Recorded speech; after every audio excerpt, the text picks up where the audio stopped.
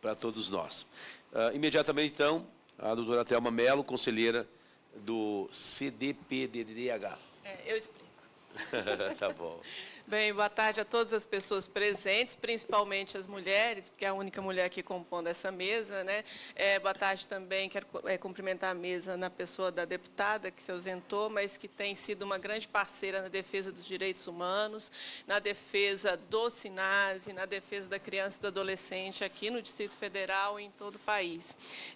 Eu estou aqui representando o Conselho de Promoção e Defesa dos Direitos Humanos do Distrito Federal.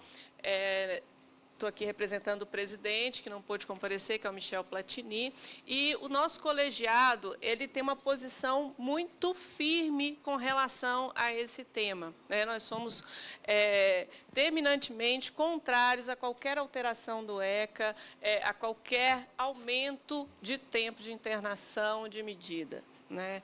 Por quê? Porque nós acreditamos que se a gente trabalha muito no sistema prisional, que se aumento de tempo de reclusão, porque é o que acontece hoje, resolvesse qualquer problema social, nós não teríamos a quantidade de encarcerados nesse país. Então, aumentar tempo de punição, porque é isso que acontece hoje no SINASE, a gente não resolve nenhum problema de segurança, né? Porque parece que o que está em pauta é realmente a segurança da população. Ninguém está realmente se perguntando pelo processo, né, de crescimento desses adolescentes, pelo processo de ressignificação de vida desses adolescentes. Eu ouso dizer que o sistema socioeducativo hoje, ele é o bisneto da senzala, porque o sistema socioeducativo ele tem cor, ele tem classe social, né? E a gente não pode fechar os olhos para isso, porque toda essa discussão passa porque nós temos, infelizmente, uma sociedade racista, uma sociedade homofóbica, uma sociedade sexista e uma sociedade cuja mídia, né, e a imprensa prega o tempo todo que você tem que ter. Você só tem valor quando você tem, em deferência do ser. Então, isso é propagado na cabeça das nossas crianças, dos nossos jovens, né? Compre o seu tênis Nike, compre o seu tênis Adidas, compre o último celular da moda. Então, tudo isso para uma população e jovens de periferia, que são esses que estão dentro do sistema, que a família não recebe sequer um salário mínimo, né? Então, como é que ele tem? Como é que ele pode ser nessa sociedade, né? Então, parte-se daí muitas questões. E eu gostaria muito que essa comissão, antes de aprovar qualquer parecer, também ouvisse os adolescentes. Não só os adolescentes que estão no sistema, mas que passaram pelo sistema. Porque a voz do adolescente ela é a principal razão de ser desse processo. Então, assim, é uma pena que a gente não tenha aqui hoje adolescentes que pudessem fazer uso da palavra, é uma pena que a gente não pudesse ter aqui hoje, e acredito que não tenha, familiares de adolescentes que vivem na pele o que é ter um filho no sistema socioeducativo, né? Faço minhas também as palavras do colega Fábio Félix, quando coloca que o sistema socioeducativo não pode ser reduzido apenas à internação. A internação é um problema, é uma ferida, é uma chaga aberta na sociedade, mas a saída, inclusive, para a ressocialização, que eu prefiro falar de ressignificação de vidas, é, na verdade, o sistema de meio aberto, né? A internação, e assim como apregou o ECA, deveria ser o último caso, a última medida. E aí, eu gostaria muito que o Poder Judiciário estivesse presente, porque parte-se também daí, grande parte das nossas incongruências, né? Porque, e eu vou citar um exemplo, eu também, além de ser conselheira, eu sou educadora. E sexta-feira, um dos meninos adolescentes que eu atendo não foram para atividade. Não foi para atividade. Aí todo mundo foi me contar o que aconteceu. Não, ele foi apreendido. Mas por que ele foi apreendido? Porque ele usa anéis de prata, porque ele usa um colar de prata, né, da cor de prata, porque nem de prata não é, né? Mas e aí, eu perguntei, ele estava furtando, roubando, qual foi o ato tão grave que ele cometeu? Desacato. Pelo desacato, ele entrou no sistema. Ele está marcado agora, né? Então, ele vai ter uma audiência, ele está apreendido.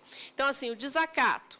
Quem é esse jovem? É um jovem negro, é um jovem que usa boné, é um jovem que não tem a propriedade da palavra, né? Que, numa discussão um dia anterior com essa turma, ele mesmo tinha colocado, né, dos preconceitos que ele sofria, inclusive durante, né, os inúmeros baculejos que levava pela polícia.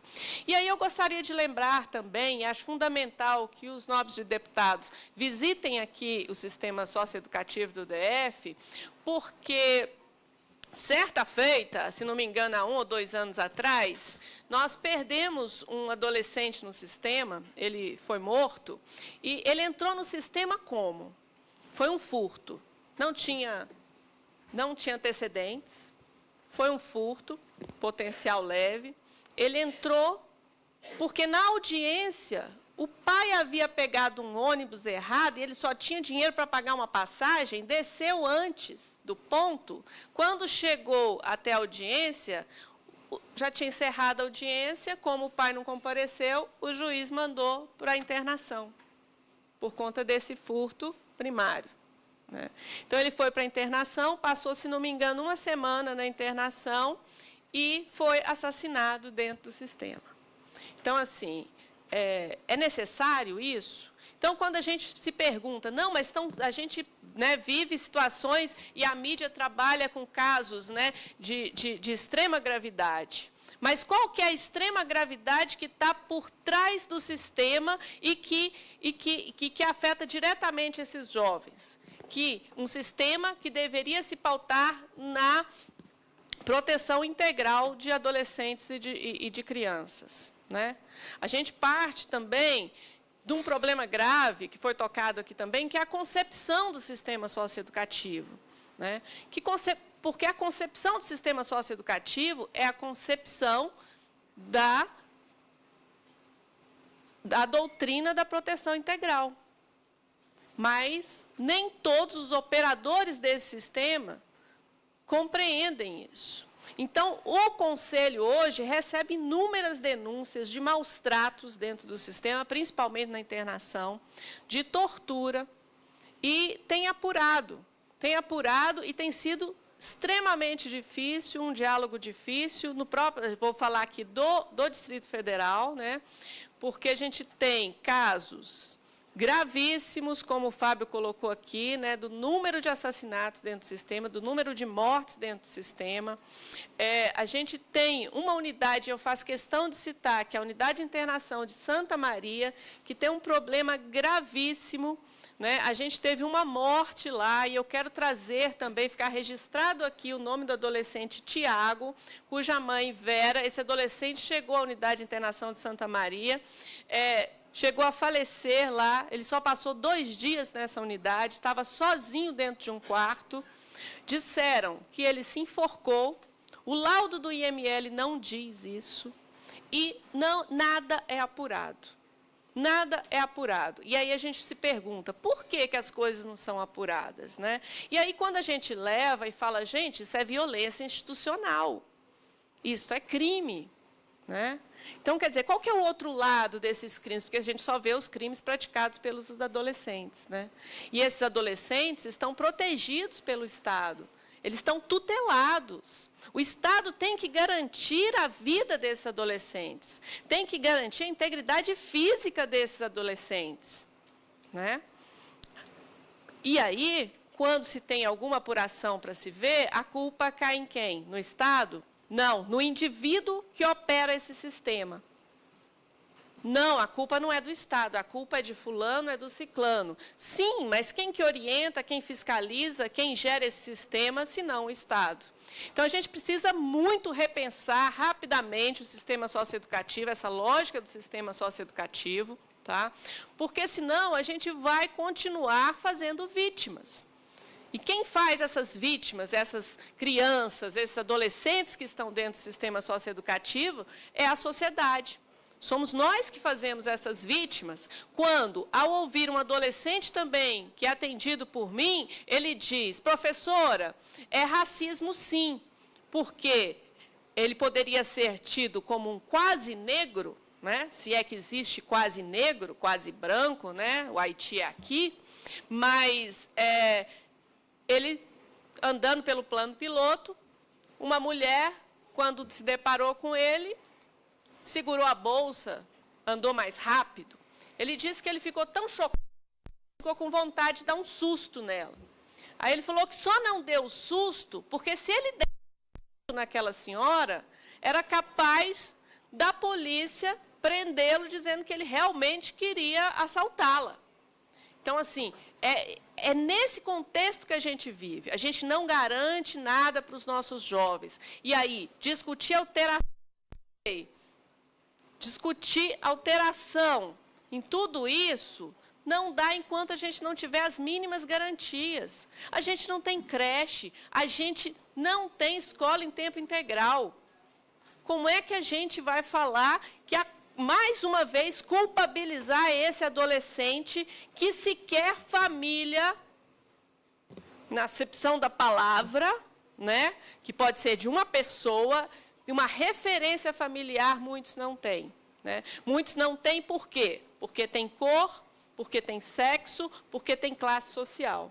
Então, assim, isso é muito complicado, e é muito complicado também quando a gente pensa na adolescência em si, né? Porque todos nós já fomos adolescentes aqui. E adolescente não pensa com o cérebro, né? Pensa com hormônio, porque todos os hormônios é que falam mais alto. Todos os hormônios. Quem é pai, quem é mãe aqui, sabe que por volta dos 15 aos 18 anos, né, eles topam qualquer aventura e tudo. E aí eu vou citar um caso que é o seguinte. Há muito tempo atrás, né, o Chico Buarque, de Holanda, furtou um veículo para dar uma voltinha. Hoje, isso é contado como uma grande aventura, né? Nossa, olha, o Chico roubou um carro, né? Furtou um veículo para dar uma voltinha, depois devolveu. Ele passou pela delegacia, mas ele não foi preso. Então, todo mundo diz, né? São os arroubos do Chico. Mas, quando é um adolescente da periferia, que tem o mesmo arroubo de dar uma voltinha num carro, não é arroubo. E ele vai parar, sim, na unidade de internação. Então, no DF, inclusive, deputado, aconteceu uma coisa terrível, que foi desativado o CAGE? Foi desativado o CAGE. Teria que ser desativado? Deveria ser desativado. Mas hoje nós temos 5 CAGEs, nós não temos só um CAGE, nós temos 5 CAGEs. Os adolescentes hoje, em várias unidades, não estão frequentando a escola. Em várias unidades, os problemas, sequer utensílios de saúde, de primeiros socorros, tem. Na unidade de Santa Maria não tem oxigênio, não tem, são servidores que compram os remédios, medicamentos. Então, assim, isso é absurdo. Então, antes de se fazer qualquer parecer, nós precisamos mais ouvir as famílias desses adolescentes, ouvir os adolescentes e ouvir especialistas nesta área. Tá certo? Tá certo. Já terminei. Não tem mais nada, não foi falar tudo.